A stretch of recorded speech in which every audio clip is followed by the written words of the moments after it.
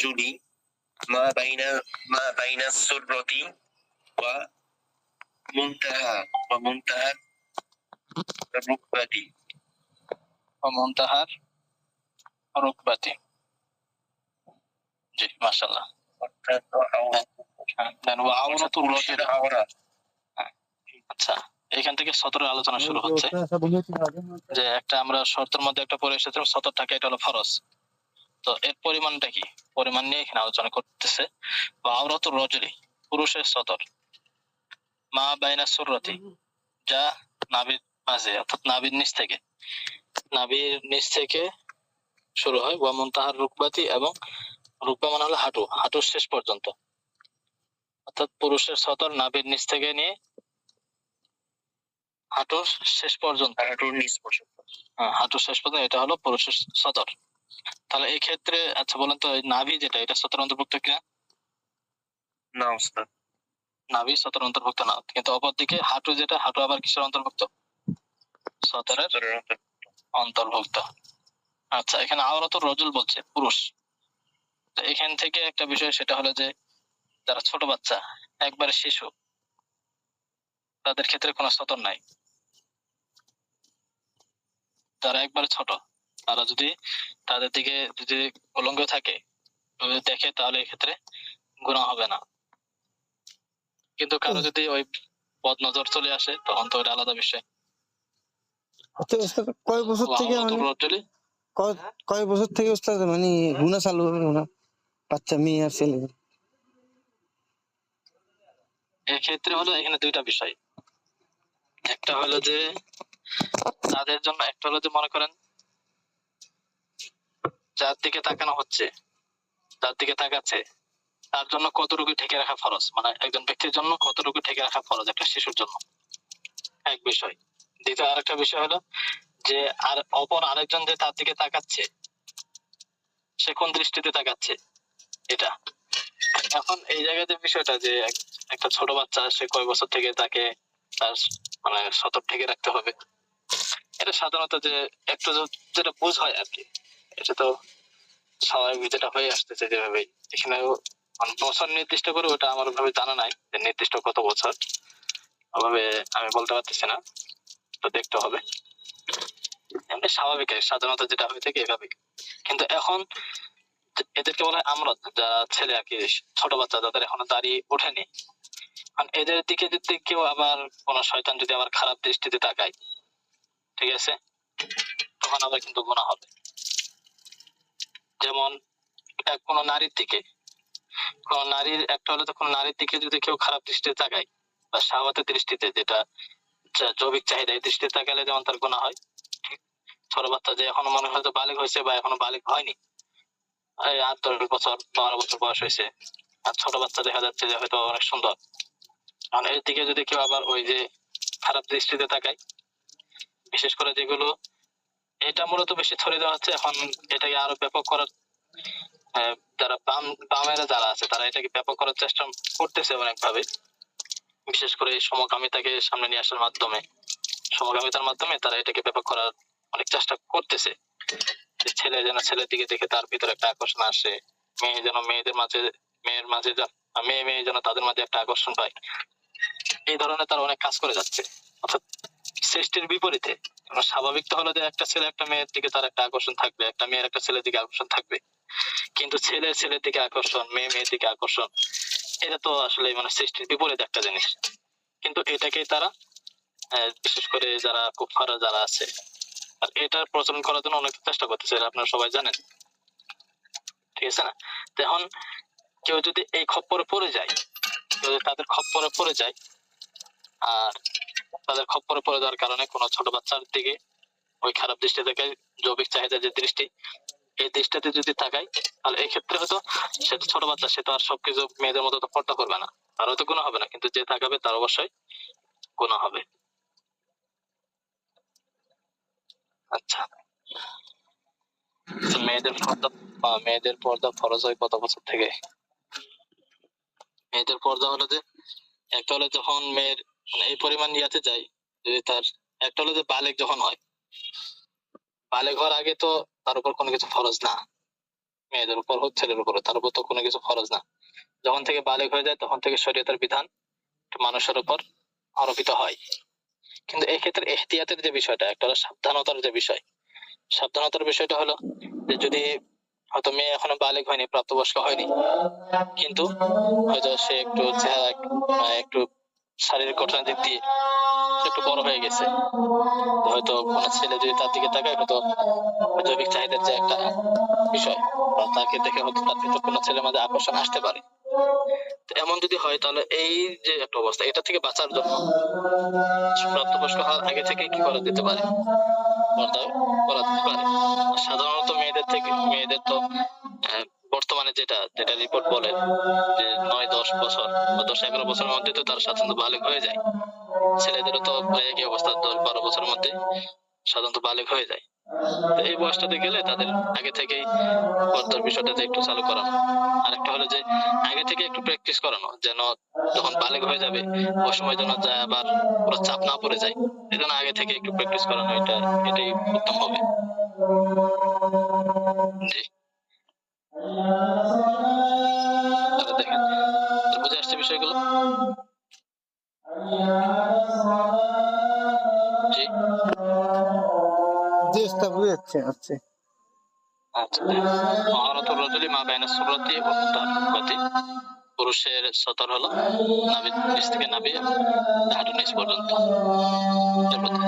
ওয়া তাজিদু আলাইহিল আমাতু আল বাতনা ওয়া যহরা, বান্দির যদি দাসী হয়ে থাকে তো দাসীর সতরের ক্ষেত্রে বলতেছে ওয়া তাজিদু আলাইহি, এর উপরে, অর্থাৎ পুরুষের যে সতর, সে পুরুষের সতরের উপরে বৃদ্ধি করবে আলামত দাসীরা বালিরা আল বাতনা ওয়া যহরা, পেট এবং পিঠকে।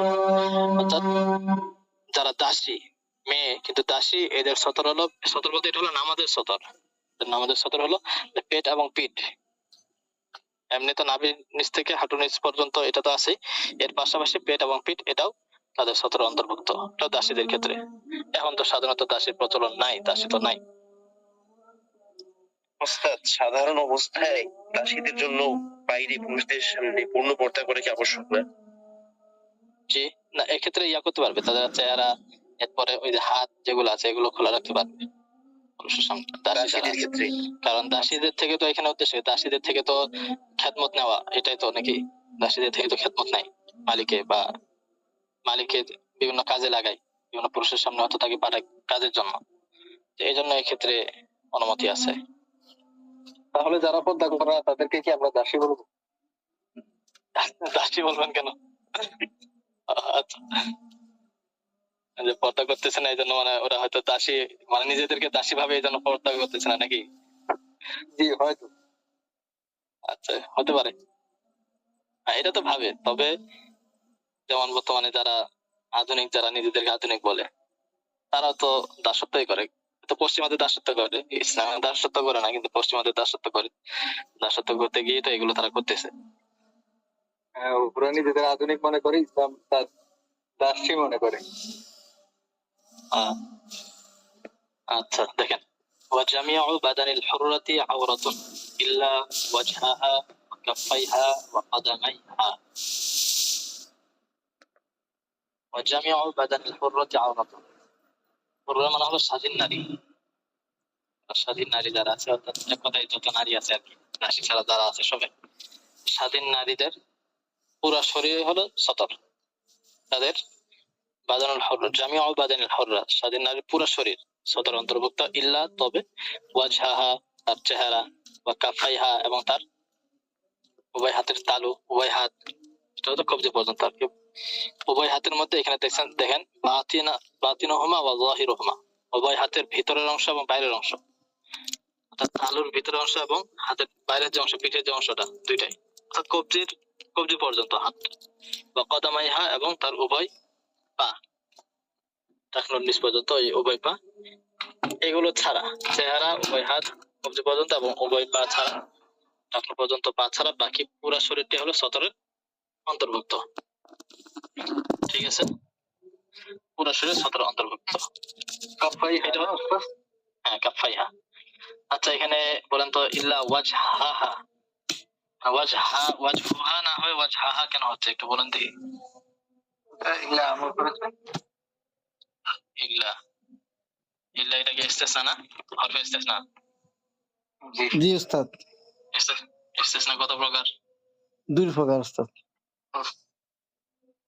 দুই প্রকার। জি মুস্তাসিল আচ্ছা উনি ওই মুতাসিল আর মুনকাতি ধরছে নাকি? মুনকাতি। জি আচ্ছা ওই হিসেবে বলেছেন। আচ্ছা ঠিক আছে। আচ্ছা এটা কোনটা, এটা কোন প্রকারের অন্তর্ভুক্ত? কোনটা উস্তাদ? আচ্ছা এটা হচ্ছে মুতাসিল। মুত্তাসিল। জি মাশাআল্লাহ। মুত্তাসিল হলে কি হয়? ওই যে একই নজব হয় নাকি? ঠিক আছে মাশাআল্লাহ। জি ঠিক আছে। জামিউ বাদানিল হুররাতি আওরাতান, তাহলে একজন নারীর, স্বাধীন নারীর পুরো শরীর হলো সতর, পুরো শরীর হলো সতর, শুধু চেহারা ছাড়া। এখন এটা এখানে যে বিষয়টা বলা হয়েছে যে সতরের কথা, তাহলে এখন কি বিষয়টা এমন যে চেহারা যেহেতু তার সতর অন্তর্ভুক্ত না, তাহলে বাইরে চেহারা খুলে হাঁটতে পারবে বা যে নন মাহরমের সামনে এসে চেহারা খুলে রাখতে পারবে বা হাত খুলে রাখতে পারবে, বিষয়টা এমন কিনা? এখানে মূলত দেখেন, এখানে যে বিষয়টা, এখানে নামাজের সতরের বিষয়টা বলছে। নামাজের মধ্যে এগুলো, এটা হলো সতর, এটা অবশ্যই ঢেকে রাখতে হবে। এগুলোর যে কোনো একটা যদি প্রকাশ পেয়ে যায় তাহলে নামাজ খুলে যায়, তাহলে নামাজ সহি হবে না। আর দৃষ্টি দেওয়া, কোন নারীর প্রতি দৃষ্টি দেওয়া যে হারাম, বা বিশেষ করে বেগানা নারী যারা, তারা নন মাহরম, এদের প্রতি দৃষ্টি দেওয়া বা এদেরকে ওই দৃষ্টি দেওয়া বা সতরের যে জায়গাগুলো, এগুলো যে দেখা হারাম। এখানে দুইটা বিষয়, হারামের কারণ দুইটা। একটা হলো সতরের পাশাপাশি, সতর তো যেটা আছে এটার পাশাপাশি এমন কোন অঙ্গের দিকে তাকানো, যে তাকানোর দ্বারা যদি পুরুষের ভিতরে কোন একটা আকর্ষণ তৈরি হয়, জৈবিক চাহিদার যে একটা আকর্ষণ, ওই আকর্ষণ যদি তৈরি হয় তাহলে সেটাও হারাম। তাহলে এখন সাধারণত দেখেন যে মানুষের সৌন্দর্য তো চেহারার মধ্যেই, তাই না? জি উস্তাদ। যেহেতু সাধারণত সৌন্দর্য থাকে চেহারার মধ্যে, তো এখন যদি কেউ চেহারার দিকে তাকায় বা কোনো নারী যদি সে তার চেহারা খোলা রাখে, তাহলে স্বাভাবিক একজন যুবক বা কোনো ছেলে যদি তাকায়, তো তার ভিতরে ওই জৈবিক চাহিদাটা আসতে পারে। এখন কথা হলো যে সবার ভিতরে আসে না, এটা হলো এক বিষয়। আর একটা হলো আসার সম্ভাবনা আছে, এটা হলো আরেক বিষয়। তো এখানে মূলত যেমন এখানে বিষয়টা, যেমন যেখানে জেনা নিষেধ করা হয়েছে, আল্লাহ তাআলা বলেননি যে তোমরা জেনা করিও না, এটা তো আছেই। কিন্তু আর আগে আয়াতে আল্লাহ কি বলছেন, ওয়ালা তাকরাবুজ জিনা, জিনার নিকটবর্তী হইও না। কারণ জেনার নিকটবর্তী হইলে হয়তো জেনার পতিত হয়ে যাবে। তো এই জন্য জেনা করিও না না বলে আল্লাহ তাআলা বলতেছেন তোমরা সবসময় জেনার নিকটবর্তীও হইও না। তো যেখানে গুনাহের সম্ভাবনা আছে সে জায়গাটাতে যাওয়া যাবে না। তো যেহেতু এখন চেহারার মধ্যে মূলত সৌন্দর্য, তো যদি কেউ চেহারা খুলে রাখে, তো স্বাভাবিকভাবে হয়তো কোনো পুরুষ এখানে সম্ভাবনা আছে, পুরো আশঙ্কা আছে যে তার ভিতরে জৈবিক চাহিদা আসতে পারে। তো মেয়ের তার চেহারার কারণে কি আসতে পারে, সৌন্দর্যের কারণে তার মধ্যে একটা আকর্ষণ তৈরি হতে পারে। একটা আকর্ষণ তৈরি হলে এখানে হয়তো শয়তান বাসা বাঁধবে, এখান থেকে বিভিন্ন ওয়াসওয়াসা দিয়ে তাকে গুনাহের মধ্যে পতিত করাবে। তো এগুলোর থেকে বাচ্চার জন্য নন মাহরাম যারা আছে এদের সামনে চেহারা ঢেকে রাখতে হবে। এমনকি পরবর্তীতে মাশায়েখে কেরাম যারা ওলামায়ে কেরাম, ওনাদের সিদ্ধান্ত হলো এটাই, ওনাদের ফতোয়া হলো এটাই যে চেহারা এবং হাত যেগুলো আছে এগুলো ঢেকে রাখা হলো ফরজ। তো নারীর জন্য জরুরি সে নন মাহরামের সামনে তার চেহারাকে ঢেকে রাখবে। উস্তাদ, আবার যারা, জি বলেন। উস্তাদ, আমি শুনলাম ওয়াজিব। জি আমার একজন বলছে ওয়াজিব এই মুখ ঢাকা। আচ্ছা, ওয়াজিব আর ফরজের এখানে আমলের দিক দিয়ে কোনো পার্থক্য নাই, শুধু এতেকাদের মধ্যে একটু পার্থক্য। ওয়াজিব হলেও তো সেটা কি করতে হবে, ঢেকে রাখতে হবে, এখানে কোনো সুযোগ নাই খুলে রাখার, কোনো সুযোগ নাই। তো এটাকে ওয়াজিবই বলা হবে। এটা ফরজ আর চেহারা ঢেকে রাখা ফরজ বলা মতো হবে না, কারণ ফরজ সাব্যস্ত হয় যেটা অকাট্য বিধান দ্বারা প্রমাণিত হয়, এটা তো অকাট্য বিধান দ্বারা প্রমাণিত না, সুতরাং এটা ওয়াজিবই বলা যাবে। জি ঠিক আছে, জাযাকাল্লাহ। আর যাই হোক, চেহারা ইত্যাদি এগুলো ঢেকে রাখা এটা ওয়াজিবের অন্তর্ভুক্ত, ওয়াজিব হবে। তো এখানে এটা ভাবার কোনো সুযোগ নাই যে আমরা তো ফিকহের কিতাবগুলো, যেমন এই যে এখানে নামাজের আলোচনা চলতেছে, তো এখানে যখন সতর আলোচনা আসছে তখন তো এখানে বলছে যে চেহারা এটা সতর অন্তর্ভুক্ত না। তো যেহেতু চেহারা সতর অন্তর্ভুক্ত না, সুতরাং আমি নন মাহরামের সামনে চেহারা খুলতে পারবো, এটা ভাবার এখানে কোনো সুযোগ নাই। ঠিক আছে, এখানে শুধু বলা হচ্ছে নামাজের বিষয়টা। আর যেটা দেখা, কোন নারীর দিকে দৃষ্টি দেওয়া যে নিষিদ্ধ, নিষেধ, এটার ক্ষেত্রে কিন্তু দুইটা সম্পর্ক। এটার সাথে এই যে সতরের পাশাপাশি আরেকটা সম্পর্ক আছে, সেটা কি, যে তাকে দেখার কারণে বা তার এমন কোন অঙ্গ যেন খুলে রাখা যাবে না যে অঙ্গের দিকে তাকানোর কারণে একজন পুরুষের ভিতরে কোনো আকর্ষণ তৈরি হতে পারে, এমন কোন অঙ্গ খুলে রাখা যাবে না। এখন কথা হলো যে এই সবগুলো ঢেকে রাখার পরেও মনে হয় একজন তার চেহারা ঢাকছে, সবকিছু করছে, হাত মোজা পড়ছে, পা মোজা পড়ছে, সবকিছু ইয়া করার পরেও যদি কোনো পুরুষ এরপরে যদি তার ব্যাপারে কোনো পুরুষ তার দিকে দৃষ্টি দেওয়ার কারণে যদি ভিতরে তার কোনো আকর্ষণ তৈরি হয় বা কোনো খারাপ চিন্তা করে থাকে, তাহলে এক্ষেত্রে ওই নারীকে মাযুর ধরা হবে, তার কোনো গুনাহ হবে না।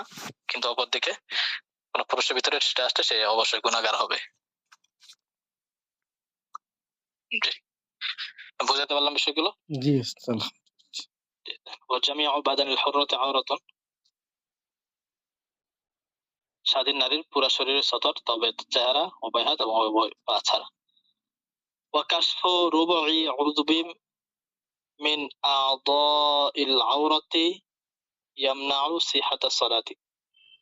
এই পৃষ্ঠাটা আবার অস্পষ্ট হয়ে গেছে। আচ্ছা, তো এখানে দেখেন যে অঙ্গগুলো ঢেকে রাখা ফরজ, অর্থাৎ যেগুলো সতরের অন্তর্ভুক্ত, এই সতরের অন্তর্ভুক্ত অঙ্গগুলো যেগুলো, এগুলো যে কোনো একটা অঙ্গের যদি 1/4 খুলে যায়, আমাদের মধ্যে 1/4 প্রকাশ পেয়ে যায়, আর এটা ছোট একটা রুকন আদায় করতে যে পরিমাণ সময় লাগে, এই পরিমাণ সময় যদি খোলা থাকে, ছোট রুকন বলতে উদাহরণস্বরূপ মনে করেন রুকু আদায় করতে কয় সেকেন্ড সময় লাগে, যেটা ফরজ আগে, যেটা করতেই হবে। কেউ যদি লম্বা সময় নিয়ে রুকু করতে, ওটা তো তার বিষয় আলাদা, কিন্তু যে ফরজ, যেমন মনে করেন যে হয়তো 3 বার সুবহানাল্লাহ পড়তে যে পরিমাণ সময় লাগে, এই পরিমাণ সময় 3 বার সুবহানাল্লাহ পড়তে সময় কয় সেকেন্ড লাগতে পারে?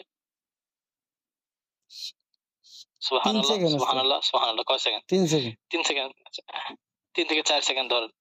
তো এখন মনে করেন 5 যে সেকেন্ড। যে অঙ্গগুলো, হ্যাঁ আচ্ছা 5 সেকেন্ডে ধরেন, তো যে অঙ্গগুলো ঢেকে রাখা ফরজ, এই অঙ্গগুলোর যে কোনো একটা অঙ্গের যদি 1/4 বের হয়ে যায়, খুলে যায়, আর এটা 5 সেকেন্ড পর্যন্ত খোলা থাকে, তাহলে তার নামাজ বাতিল হয়ে যাবে। তো ধরা হবে তার সতর খুলে গেছে, আর সতর যদি খুলে যায় তাহলে তার নামাজ থাকে না, নামাজ বাতিল হয়ে যায়। ঠিক আছে, তো এখন এই যে এটা তো হলো নারীদের ক্ষেত্রে যে বিষয়টা, তাদের তো পুরো শরীর যেহেতু, তাদের ক্ষেত্রে অঙ্গ বেশি। পুরুষদের ক্ষেত্রে এখানে কি হবে, এখানে রান যেটা আছে, এক হলো যে রান, এটা কিন্তু আলাদা সতর, ঠিক আছে। এরপরে লজ্জাস্থান, সেটা আলাদা সতর। এরপর মনে করেন যে ইলিয়াতাইন যেটা বলে, নিতম্ব, দুইটা আলাদা সতর, দুই সতর, এগুলো সবগুলো আলাদা আলাদা সতর। তো যে কোনো একটা যদি 1/4 খুলে যায় আর এটা কয়েক সেকেন্ড থাকে, তাহলে নামাজ হবে না। আর অপরদিকে নারীদের ক্ষেত্রে তাদের এই যে টাকনু এবং এটা পায়ের কি বলে, কোসা বলে না কি বলে, হাঁটু থেকে টাকনুর গোড়ালি। মাঝখানে যে অংশটা, হাঁটু থেকে টাকনুর মাঝখানের যে অংশটা পায়ের, এটাকে কি বলে? পায়ের নলা গোছা নাকি? হ্যাঁ, পায়ের নলা আর কি, বা পায়ের গোসা, বা এই ধরনের মনে বলে। এই যে হাঁটুর নিচের যে অংশটা, সেটা টাকনু সহ পুরোটাই হলো একটা অঙ্গ। তো এটা যে কোনো 4/4 খুলে গেলে নামাজ হবে না, ঠিক আছে। এরপর তাদের হাত, পেট, পিঠ, মাথা আলাদা অঙ্গ। এরপরে তাদের চুল হলো আলাদা অঙ্গ। মাথা একটা অঙ্গ এবং চুল হলো আলাদা অঙ্গ। আচ্ছা, আগে মনে হয় একবার বলছিলাম যে প্রত্যেকটা চুল আলাদা আলাদা অঙ্গ, প্রত্যেকটা চুল না, এখানে মূলত হলো যে সবগুলো চুল হলো একটা অঙ্গের হুকুমে, ঠিক আছে। মাথার যদি বড় চুল থেকে থাকে, সাধারণত নারীদের বড় চুলে হয়, তো তাদের যে সবগুলো চুল হলো একটা অঙ্গের হুকুমে। সুতরাং চুলের 1/4 যদি বের হয়ে যায়, ঠিক আছে, তাহলে নামাজ সহি হবে না। তাহলে বলতে পারলাম? জি। জি উস্তাদ। কাশফু রুবুই উযবিন, কোন অঙ্গের 1/4 বের হওয়া, কোন অঙ্গগুলোর? মিন আদাইল আওরাতি, সতরের যে অঙ্গ, এই অঙ্গগুলো যে কোনো একটা অঙ্গের 1/4 বের হয়ে গেলে, ইয়ামনাউ সিহাতাস সালাতি, সেটা নামাজ সহি হওয়াকে বাধা দিবে, অর্থাৎ নামাজ সহি হবে না। ওয়ালাউ তাফাররাকাল ইনকিশাফু আলা আ'দাইম মিনাল আওরাতি, ওয়ালাউ তাফাররাকাল ইনকিশাফু আলা আ'দাইম মিনাল আওরা। এখন আগের যে মাসলাটা ভিন্ন বলবো ভিন্ন। সেটা হলো যে, হ্যাঁ, সেটা হলো যে একটা অঙ্গের, যে কোনো এক অঙ্গের 1/4 বের হয়ে যাওয়া। এখন হলো যে সতরের বিভিন্ন অঙ্গ থেকে যদি অল্প অল্প করে প্রকাশ পায়, বের হয়ে যায়, মনে হয় পায়ের যে পায়ের থেকে একটু বের হয়ে গেছে, হাতের একটু বের হয়ে গেছে নারীদের ক্ষেত্রে, মাথার চুল একটু বের হয়ে গেছে, এই যে মনে করেন কয়েকটা অঙ্গ থেকে যদি অল্প অল্প করে বের হয়, তো এই ক্ষেত্রে মাসালা কি হবে? তো এই ক্ষেত্রে মূলত মাসালা হলো যে যে অঙ্গগুলো থেকে বের হয়ে গেছে, অঙ্গগুলো খুলে গেছে কিছুটা অল্প অল্প করে, তো এগুলোর মধ্যে আগে দেখতে হবে সবচেয়ে ছোট অঙ্গ কোনটা, যেগুলো থেকে প্রকাশ পাইছে, সতর খুলে গেছে প্রকাশ পাইছে, এই অঙ্গগুলোর মধ্যে, খুলে যাওয়া অঙ্গগুলোর মধ্যে সবচেয়ে ছোট অঙ্গ কোনটা? তো সবচেয়ে ছোট অঙ্গ যেটা, সেটার 1/4 কি পরিমাণ হয়, এটা আগে খেয়াল করবে। সবচেয়ে ছোট অঙ্গের 1/4 কি পরিমাণ হয়। এরপরে যেগুলো খুলে গেছে, বিভিন্ন অঙ্গ থেকে তো একটু একটু করে প্রকাশ পাইছে, তো এই এই সবগুলো মিলে, সবগুলোকে যদি একত্রিত করা হয়, এক জায়গায় করা হয়, বিভিন্ন জায়গা থেকে প্রকাশ পাইছে সবগুলোকে যদি একত্রিত করা হয়, আর একত্রিত করলে ওই খুলে যাওয়া অঙ্গগুলোর মধ্যে সবচেয়ে যেটা ছোট, এটার 1/4 পরিমাণ যদি হয়ে যায়, তাহলে নামাজ হবে না। আর যদি 1/4 থেকে কম হয়, তাহলে নামাজ হবে। বুঝাতে পারলাম? জি, মনে করেন যে হয়তো চুলের কিছু কিছু চুল বের হয়ে গেছে, এদিকে পায়ের থেকে, পায়ের টাকনো থেকে উপরে একটু অংশ বের হয়ে গেছে, হাতের অল্প বের হয়ে গেছে, বা পেট বা পিঠের একটু বের হয়ে গেছে, তাহলে সাধারণত এগুলোর মধ্যে সবচেয়ে ছোট অঙ্গ আগে বের করতে, ছোট অঙ্গ কোনটা? ধরুন মাথা ছোট অঙ্গ, মাথা তো বড়, পা যদি ছোট ধরেন, তাহলে ধরেন যে পা ছোট, তো পায়ের 1/4 কি পরিমাণ হয় সেটা হিসাব করে, এখন যতগুলো অঙ্গ থেকে বের হয়েছে সবগুলোকে একত্রিত করলে এই পায়ের 1/4 পরিমাণ হচ্ছে কিনা, যদি হয়ে যায় তাহলে নামাজ হবে না, আর যদি না হয় তাহলে নামাজ হবে। বুঝতে পারলাম? দেখেন, ওয়ালাউ তাফাররাকাল ইনকিশাফু আলা আ'দাইম মিনাল আওরাতি, ওয়ালাউ তাফাররাকা মানে যদি বিক্ষিপ্ত হয়, আলাদা আলাদা হয়, আল ইনকিশাফু প্রকাশ পাওয়াটা, আলা আ'দাইম মিনাল আওরা সতরের অঙ্গগুলোর উপর, অর্থাৎ সতরের অঙ্গগুলোর উপর যদি এই প্রকাশ পাওয়া, খুলে যাওয়াটা, এটা বিভিন্ন ধরনের হয়ে থাকে, বিক্ষিপ্ত হয়ে থাকে, বিভিন্ন জায়গায় হয়ে থাকে। অর্থাৎ এখান থেকে কি বোঝাচ্ছে যে সতেরো যে অঙ্গ, সে অঙ্গগুলোর বিভিন্ন একাধিক অঙ্গ থেকে একটু একটু করে প্রকাশ পেয়ে যায়। وكان جملة ما تفرق يبلغ ربع أصغر الأعضاء المنكشفة منعا وإلا فلا وكان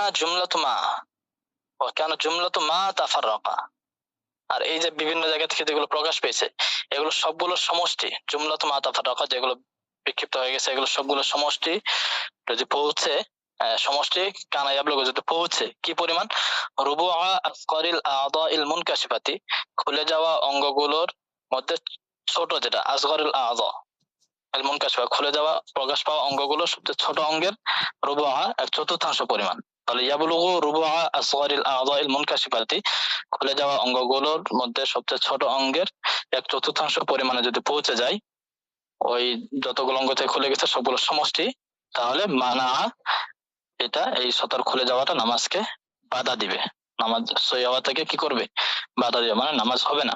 ওয়া ইল্লা ফালা, আর নতুবা বাধা দিবে না, মানে যদি ওই সবচেয়ে ছোট যে অঙ্গ, যে অঙ্গগুলো খুলে গেছে এগুলোর মধ্যে সবচেয়ে যেটা ছোট অঙ্গ, এটা যদি 1/4 কম হয়ে থাকে সবগুলোকে মিলানোর পরেও, তাহলে নামাজ হয়ে যাবে, নামাজ সহি হবে না। আচ্ছা, কিন্তু কয়েকটি চুল বের হলে নামাজ হবে? কয়েকটি চুল যদি বের হয়ে যায় তাহলে এক্ষেত্রে তো নামাজের সমস্যা, নামাজ হয়ে যাবে। কয়েকটি চুল, এখন বাকি সব ঠিক আছে, মনে করেন যে আর সতেরো যে বাকি যে অঙ্গগুলো, সে অঙ্গগুলো থেকে কোনো কিছু প্রকাশ পায়নি, সব ঠিক আছে, শুধু কয়েকটা চুল বের হয়ে গেছে, তা শুধু যদি কয়েকটা চুল বের হয়ে যায় তাহলে এটা তো 1/4 কম, যেহেতু 1/4 কম, সুতরাং এত সমস্যা নেই, নামাজ হয়ে যাবে। তবে খেয়াল রাখা উত্তম হলো যে কোনো কিছু যেন বের না হয়, এটা দিকে একটু খেয়াল রাখা। আচ্ছা, বুঝাতে পারলাম মশলাগুলো? জি, বুঝে আসছে কিনা?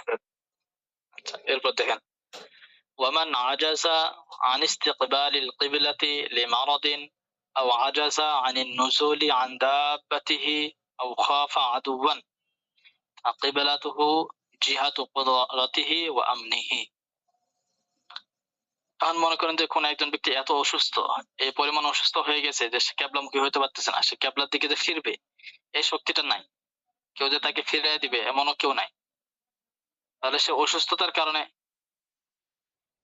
বা অন্য কোনো কারণে, হয়তো সে যদি এখন ঘুরলেই সে ডুবে যাবে বা গর্তের মধ্যে পড়ে যাবে, বিভিন্ন কারণে হোক, যদি সে এত অসুস্থ যে অসুস্থতার কারণে সে ক্যাবলা মুখে হতে পারতেছে না, ক্যাবলা দিকে ফিরতে পারতেছে না, তাহলে এই ক্ষেত্রে তার ক্ষেত্রে এমন ব্যক্তির ক্ষেত্রে মাসালা হলো যে সে যেদিকেই ফিরে নামাজ পড়তে পারবে, যেদিকে ফেরার তার সক্ষমতা আছে, সামর্থ্য আছে, শক্তি আছে, সেটাই হলো তার কেবলা, সে সেদিকে ফিরে নামাজ পড়বে, তারপর নামাজ মাফ না। আরেকটা হলো যে না, সে সক্ষম, সে কেবলার দিকে মুখ ফেরাইতে পারবে, কিন্তু সে মানে তার শারীরিক শক্তি আছে, কিন্তু এই অক্ষমতা আসছে অন্য কারণে, যে হয়তো সে একটা বাহনে আছে, বাহন থেকে নামতে সে অক্ষম, অথবা শত্রুর আশঙ্কা, শত্রুর ভয়, যে বাহন থেকে নামলে হয়তো শত্রু আক্রমণ করবে, বা শত্রু মনে করেন বাহন নিয়ে চলে যাবে ইত্যাদি, মানে বিভিন্ন কারণ হতে পারে। এগুলো কারণে যদি সে অক্ষম হয়ে থাকে, তারপরও এই ক্ষেত্রে তার জন্য কেবলা হলো যে তার নিরাপত্তার যে বিষয়টা, যেদিকে ফিরে নামাজ পড়লে সে নিরাপদ থাকবে, সেদিকে ফিরে সে নামাজ আদায় করে ফেলবে।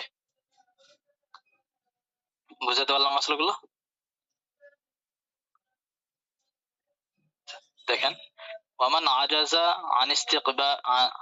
আন ইস্তিকবাল কিবলাতি, ওয়ামান আজাজা, যে ব্যক্তি অক্ষম হয়ে যাবে, আন ইস্তিকবাল কিবলাতি, কিবলা দিকে ফিরতে, কিবলামুখী হতে, লিমারাদিন, অসুস্থতার কারণে, আও আজাজা আনিন নুজুলি আন দাব্বাতিহি, অথবা সে অক্ষম হবে তার বাহন থেকে নামার ব্যাপারে, বাহন থেকে নামার থেকে সে অক্ষম, আও খাফা আদুবা, অথবা শত্রুর ভয়, শত্রুর আশঙ্কা, হামলা করবে, বিভিন্ন ধরনের যে কোনো ধরনের আশঙ্কা আছে আর কি, তাহলে এই ক্ষেত্রে তার কেবলা কি হবে? ফাকিবিলাতুহু, তার কেবলা হলো জিহাতু কুদরতিহি, তার সক্ষমতার দিক, বা আমনিহি, এবং তার নিরাপত্তার দিক।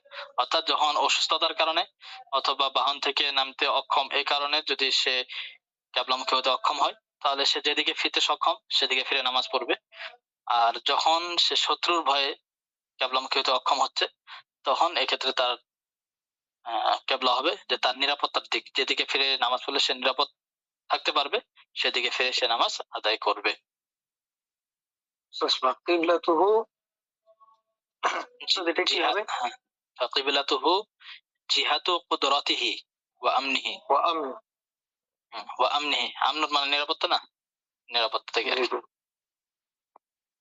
আচ্ছা, এরপর দেখেন, ওয়া মান ইশতাবাহাত আলাইহিল কিবলাতু ওয়া লাম ইয়াকুন ইনদাহু মুখবিরুন ওয়ালা মিহরাবুন তাহাররা।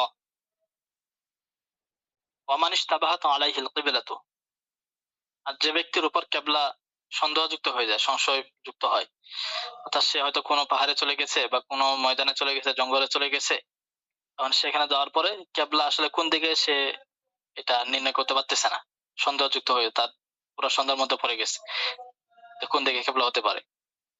আবার ওয়ালাম ইয়াকুন ইনদাহু মুখবিরুন, কেউ যে তাকে বলবে বা সে যে কাউকে জিজ্ঞাসা করবে, এমন কেউ নাই, কেবলা সম্পর্কে সংবাদদাতাও কেউ নাই, এবং কোন মসজিদও নাই, মসজিদ থাকলে তো সেখানে মেহরাব দেখে চিনতে পারবে যে সাধারণত পশ্চিম কোন দিকে, তো এমন কোনো কিছুই নাই।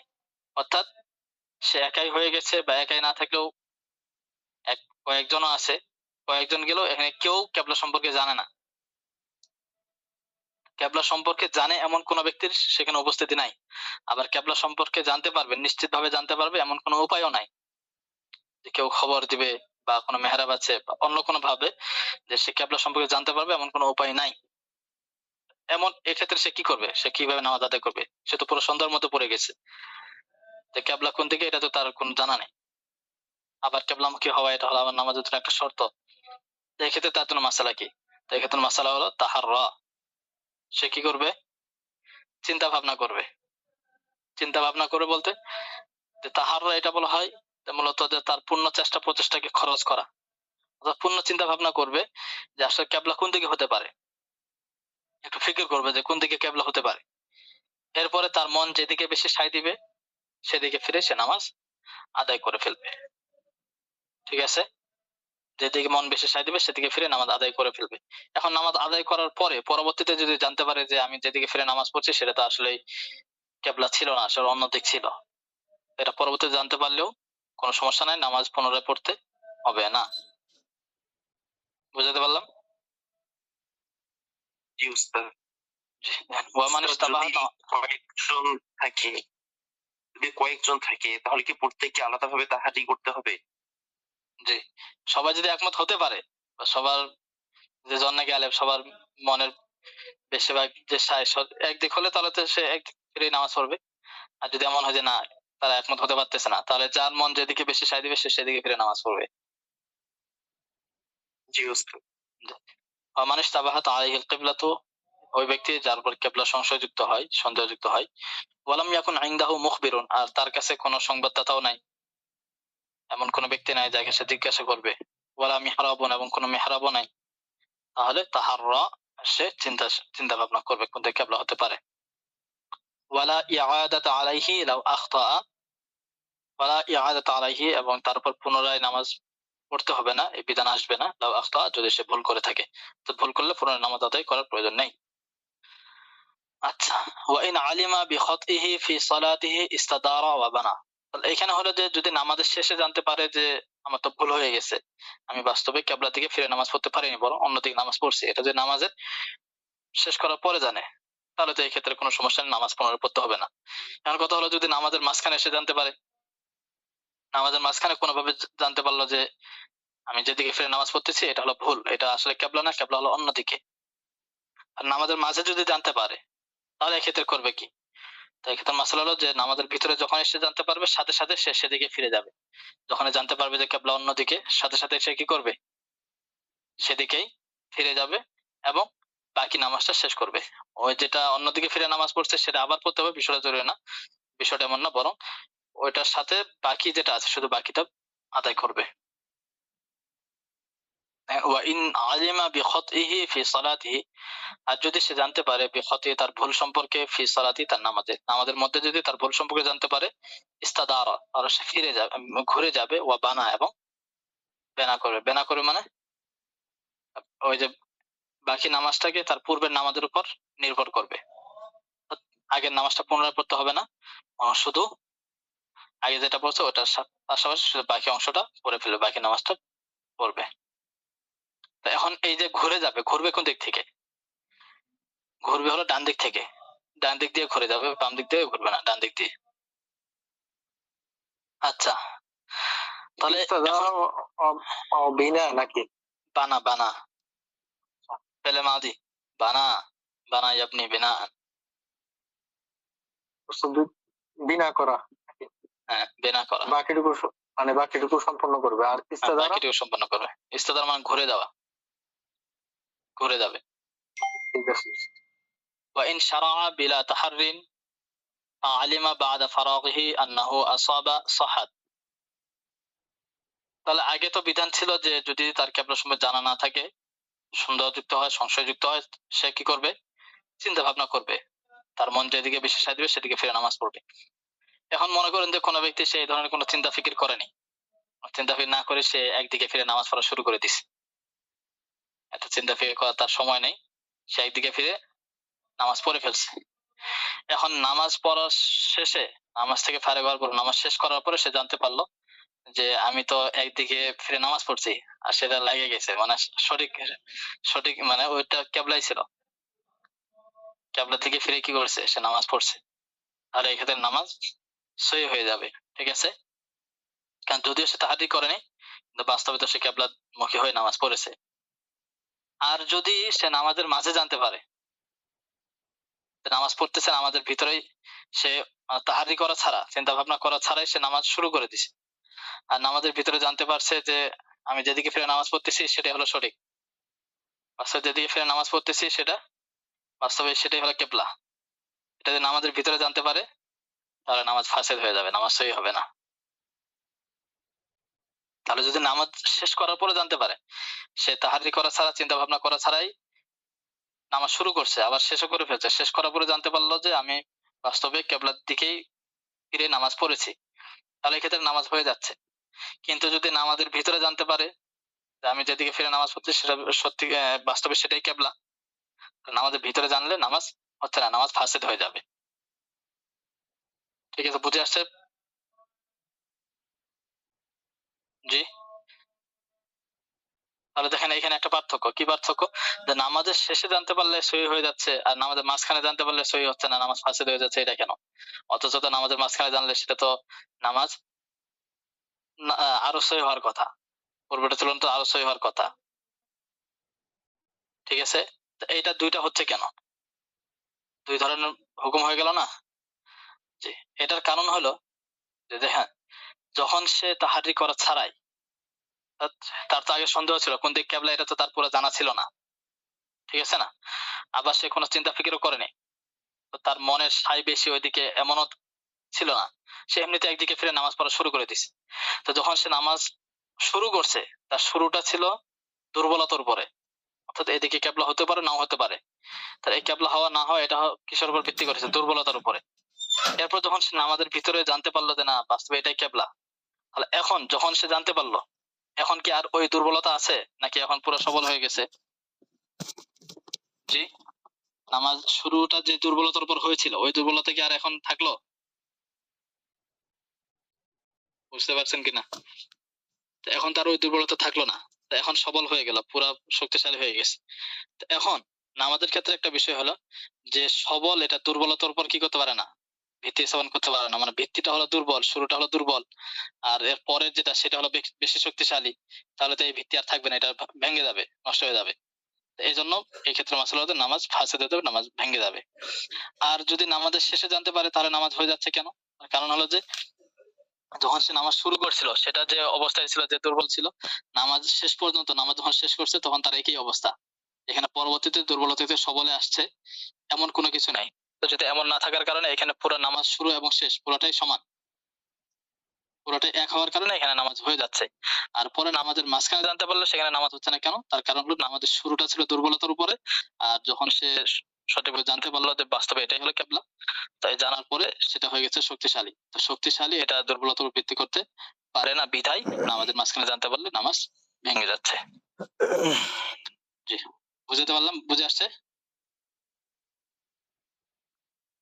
জি, বুঝে আসছে কিনা মশলাটা? উস্তাদ আজকে এতটুকু থাকতে পারে উস্তাদ। আচ্ছা, এটা শেষ করে দেখি। ওয়াইন শাআ বিলা তাহারিন, যদি তাহারি করা ছাড়াই শুরু করে, আলিমা বাদা ফারাগিহি, সে নামাজ শেষ করার পর জানতে পারলো, আন্নাহু আসাবা, যে সে সঠিক করেছে, সাহাত, নামাজ সহি হয়ে যাবে। ওয়াইন আলিমা ইসাবাতিহি ফিহা, আর যদি তার সঠিক হওয়ার ব্যাপারে সে জানতে পারে, ফিহা নামাজের ভিতরে, ফাসাদাত, তার নামাজ ফাসিদ হয়ে যাবে। কামা, যেমন, লাউলাম ইয়ালাম ইসাবাতাহু আসলান, যে যদি তার সে জানতেই না পারে যে তার সঠিক কোনটা, এটা যদি একবার সে জানতেই না পারে তারপরে নামাজ হবে না। অর্থাৎ সে তাহাজ্জুদ করা ছাড়াই নামাজ পড়ে ফেলছে, নামাজ শেষ করার পরে সে জানতেছে না যে আসলে আমি যেদিকে ফিরে নামাজ পড়তেছি এটা সঠিক কিনা, তো এটা যদি জানতে না পারে তারপর তার নামাজ ফাসেদ হয়ে যাবে। তাহলে তাহাজ্জুদ করা ছাড়া নামাজ পড়লে এটা নামাজ শুধু সহি হবে ওই সময় যে নামাজ শেষ করার পরে যদি সে জানতে পারে যে সে বাস্তবে কিবলামুখী হয়ে নামাজ পড়েছে, তাহলে হবে। আরেকটা হলো ওয়ালাউ তাহাররা কওমুন জিহাদিন, যে একাধিক ব্যক্তি আছে, অনেক মানুষ একসাথে আছে, তারা সবাই তাহারি করতেছে কিন্তু এক একজনের মন এক এক দিকে টানতেছে, এক একজনের মনের প্রবল ধারণা এক এক দিকে।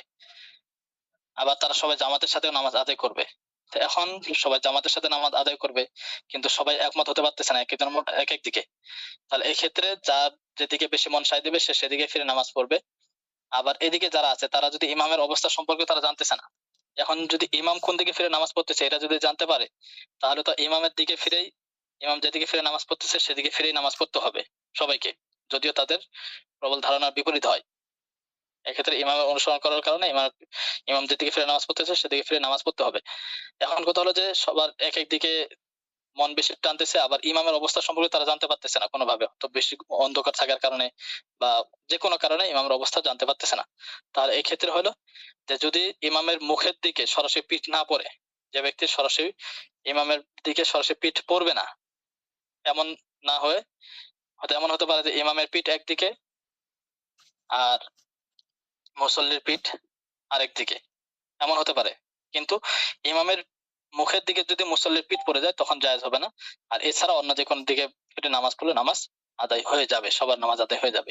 দেখেন ওয়ালাউ তাহাররা কওমুন জিহাদিন, যদি একটা কওম অর্থাৎ একাধিক ব্যক্তি তারা এক এক দিকে তাহারি করে থাকে, চিন্তা ভাবনা করে থাকে, ওয়া জাহিলু হালা ইমামিহিম, আর তারা তাদের ইমামের অবস্থা সম্পর্কে অজ্ঞ থাকে, তুজিজিউহুম, তাহলে এটা তাদের জন্য যথেষ্ট, অর্থাৎ তাদের নামাজ সহি হয়ে যাবে। আমা লাউলাম ইয়া আলাম, আচ্ছা তুই যে ইসাবা- অর্থাৎ যার ইসাবাতাহু আসলান, এটা যেমন যেমন যদি তার সঠিক হওয়া, অর্থাৎ কেবলা সঠিকতা সে একবারে জানতে না পারে, তার নামাজ পড়ছে, তাহারি করার ছাড়া সে নামাজ পড়ে ফেলছে, নামাজ শেষ করার পরেও সে জানতে পারেনি, নামাজ শেষ করার পরেও যে কেবলা কোনটা, আসলে কেবলা বা আমি যেদিকে ফিরে নামাজ পড়ছি এটা কি বাস্তবে সঠিক ছিল, এটা কি কেবলা ছিল কিনা, এটা সে পরবর্তী জানতে পারেনি। তো জানতে না পারলে ওই নামাজ হবে না, তাকে পুনরায় নামাজ আদায় করতে হবে, কারণ তার উপর জরুরি ছিল তাহারি করা। জি, ঠিক আছে, বুঝে আসছে, আজকে এ পর্যন্ত থাকি, সময় হয়ে গেছে। জি, বুঝে আসছে তোমার আসলে গুলো।